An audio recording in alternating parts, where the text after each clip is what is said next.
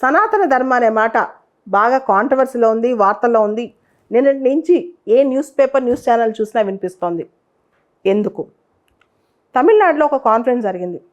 దాన్ని ఆర్గనైజ్ చేసిన వాళ్ళు Tamil Nadu progress writers and artist association వాళ్ళు. సనాతన ధర్మ హౌ టు ఎరాడికేట్ ఇట్ అనే కాన్సెప్ట్ మీద. దీనిలో ఉదయనిధి స్టాలిన్ ఒక గెస్ట్గా అటెండ్ అయ్యి స్పీచ్ ఇచ్చారు. మీకు తెలుసు ఉదయనిధి స్టాలిన్ తమిళనాడు సీఎం స్టాలిన్ వాళ్ళ కొడుకు, ఎమ్మెల్యే, మినిస్టర్, ఫిల్మ్ స్టార్. ఆయన చెప్పారంటే ఆ మాటలకి అక్కడ చాలా ఇన్ఫ్లుయెన్స్ ఉంటుంది, వాల్యూ ఉంటుంది. ఆయన ఒక మాట అన్నారు, మలేరియా ఎలానో, డెంగ్యూ ఎలానో, కరోనా ఎలానో సనాతన ధర్మ కూడా అలానే చాలా డేంజరస్గా వ్యాపిస్తుంది. దాన్ని మనం ఎరాడికేట్ చేయాలి. కేవలం అపోజ్ చేస్తే సరిపోదు, దానికి వ్యతిరేకంగా మాట్లాడితే సరిపోదు, పూర్తిగా నిర్మూలించాలి అని చెప్పిన స్టేట్మెంట్ దుమారం రేపుతోంది.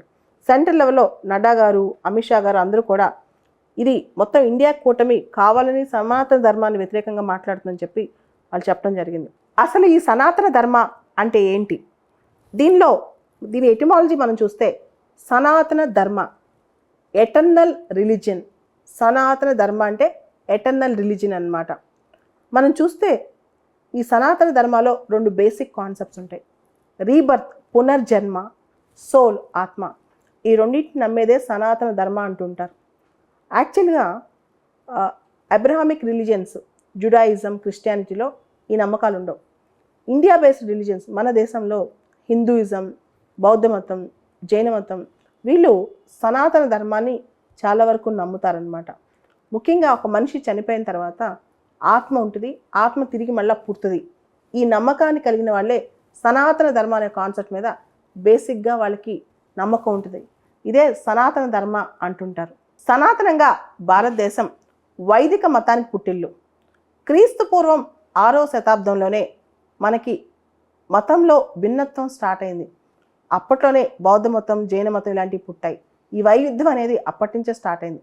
అయితే వేదాల్లో ఎక్కడా కూడా సనాతన ధర్మ అనే మాట రాసలేదు.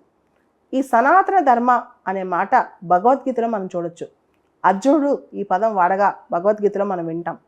అయితే ఈ సనాతన ధర్మ తర్వాత పాపులరైజ్ అయినప్పటికీ 19th century 19వ శతాబ్దంలో భారతదేశంలో హిందువుల్లో చాలా రివైవలిస్టిక్ మూవ్మెంట్స్ వచ్చాయి. ఆర్య సమాజ్ కావచ్చు, లేదా బ్రహ్మ సమాజ్ లాంటి రిఫార్మిస్టిక్ మూవ్మెంట్స్ కావచ్చు. ఇటువంటి మూమెంట్స్ హిందువుల్లో వచ్చే మార్పుల్ని ఆపటానికి, ఈ ధర్మాన్ని కాపాడటానికి అప్పటి నుంచి సనాతన ధర్మాన్ని మనం కాపాడాలని చెప్పి కొంతమంది దీని మీద ఎక్కువ ఎంఫసిస్ చేశారనమాట. అంటే హిందూ మతంలో సమూలమైన మార్పులు రాకుండా ఎప్పటి నుంచో ప్రాచీనంగా వస్తున్న ఈ సోల్, రీఇన్కార్నేషన్, దాంతోపాటు ఏన్షియంట్ వే ఆఫ్ లైఫ్ని ప్రమోట్ చేస్తూ సనాతన ధర్మ అనే కాన్సెప్ట్ని ముందుకు తీసుకెళ్తున్నారు. 19వ శతాబ్దం నుంచి సనాతన ధర్మ అనే పదాన్ని మనం ఎక్కువ ప్రాచుర్యం కల్పించాం, వాడుతున్నాం. ఈ మధ్యలో మనం చూస్తే హిందూ మతానికి ఒక పర్యాయ పదంగా సనాతన ధర్మాన్ని కూడా వాడుతూ వస్తున్నాం. మామూలుగా హిందూ మతం ఎంతో వైవిధ్యంతో కూడింది.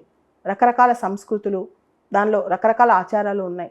వీటన్నిటిని సమాంతరంగా చూపిస్తూ, వీటన్నిటిని ఒక హోమోజీనియస్ గ్రూప్గా చూపిస్తూ మనం సనాతన ధర్మ అనే మాటని ఒక అంబ్రిల్లా వాడ్లా వాడుతున్నాం. అయితే ఇప్పుడు ఈ సనాతన ధర్మ అనే పదంతో వచ్చిన ప్రాబ్లం ఏంటి, పేచీ ఏంటి అంటే, తమిళనాడులో కొంతమంది నాయకులు, ముఖ్యంగా అప్పట్లో justice movement, self respect movement ఇవన్నీ లీడ్ చేసిన వాళ్ళు అక్కడ ద్రవిడియనిజం అనే ఒక మూమెంట్ని స్టార్ట్ చేశారు. అక్కడ సామాజిక సంస్కరణలు, సామాజిక న్యాయం అనే పేరిట అసలు ఈ మూమెంట్లో ఏమున్నాయో ఒకసారి చూద్దాం. సమానత్వం, క్యాస్ట్ సిస్టమ్కి వాళ్ళు వ్యతిరేకం అనమాట, కుల వ్యవస్థకి. అంటే కుల హైరార్కీకి వాళ్ళు కంప్లీట్గా వ్యతిరేకం. బ్రాహ్మణికల్ సుప్రిమసీకి వ్యతిరేకం, అన్టచబిలిటీకి వ్యతిరేకం. అండ్ వాళ్ళు నాస్తికులు. రేషనాలిటీని, హేతుబద్ధతని ప్రమోట్ చేస్తారు. సూపర్ స్టిషన్స్ని, మూఢనమ్మకాలని నమ్మరు. ఇలా చాలా డిఫరెంట్ ఐడియాలజీతో ఉన్నవాళ్ళు. వీళ్ళు ఇప్పుడు ఎక్కువ మంది సనాతన ధర్మ అనే కాన్సెప్ట్ని క్వశ్చన్ చేస్తున్నారనమాట. మనం చూస్తే ద్రవిడనిజంలో సామాజిక సంస్కరణలు, తర్వాత సోషల్ జస్టిస్, సామాజిక న్యాయం అనే కాన్సెప్ట్లు, అందరికీ, మానవులందరికీ ఒక సమానత్వం అండ్ కుల వ్యతిరేకం, రేషనాలిటీ ఓవర్ సూపర్ స్టిషన్స్, హేతుబద్ధత, నమ్మకాల కంటే కూడా హేతుబద్ధతకి ఎక్కువ ప్రయారిటీ, మూఢనమ్మకాలని పక్కన పెట్టాలి. ఉమెన్ ఎంపవర్మెంట్, మహిళా సాధికారత. తర్వాత ముఖ్యంగా వీళ్ళు పెళ్ళిళ్ళలోనూ బయట కూడా బ్రాహ్మణికల్ హెజిమోనీని క్వశ్చన్ చేస్తుంటారు. బ్రాహ్మణ సుప్రమసీ ఎందుకు ఉండాలి అనే దాని మీద, అసలు వాళ్ళే హైరార్కీలో ఎందుకు టాప్ ఉండాలి, వాళ్ళే పూజలు ఎందుకు చేయాలి అనే కాన్సెప్ట్లో కూడా మాట్లాడుతుంటారు అనమాట. తర్వాత సాంస్క్రిట్ లాంగ్వేజ్ని పక్కన పెట్టి ద్రవిడియన్ లాంగ్వేజ్ అయిన తమిళ్ని వాళ్ళు ఎక్కువ ప్రమోట్ చేస్తుంటారు. రిలీజియస్ ఫండమెంటలిజంకి దూరంగా ఉంటామని చెప్తుంటారు, మత ఛాందసవాదానికి. అప్పట్లో మీరు గమనించే ఉంటారు, ఈవి రామస్వామి నాయకర్ అప్పట్లో చాలా పాపులర్ ద్రవిడ మూమెంట్లో. ఆ తర్వాత మనం చూస్తే తమిళనాడులో ఇప్పుడు ఉన్న రీజనల్ పార్టీస్ రెండు, డిఎంకే, ఏఐడిఎంకే కూడా మూలాలు దీనిలోనే ఉన్నాయి. ముఖ్యంగా వీళ్ళు రీజన్, రేషనాలిటీ అంటే హేతుబద్ధత, తర్వాత సైన్స్, వీటన్నిటిని వాళ్ళు నమ్ముతారనమాట. ఓవరాల్గా సోషల్ అండ్ రిలీజియస్ రిఫార్మ్స్ మీద వీళ్ళు ప్రయారిటైజ్ చేస్తుంటారు. వీళ్ళందరూ కూడా ఇప్పుడు ఈ సనాతన ధర్మ అనే కాన్సెప్ట్ మీద ఎక్కువ చర్చిస్తున్నారు. ఈ ద్రవిడ మూమెంట్, ఈ ద్రవిడియన్ కాన్సెప్ట్ ఎవరైతే ఫాలో అవుతున్నారో వాళ్ళలో కొంతమంది దృష్టిలో ఈ సనాతన ధర్మ అనేది వివక్షతో కూడుకున్నది, కుల వ్యవస్థను ప్రోత్సహిస్తుంది, మనుషుల్లో తారతమ్యాలను ప్రోత్సహిస్తుంది, దాంతోపాటు డిస్క్రిమినేషన్ని ప్రోత్సహిస్తుంది.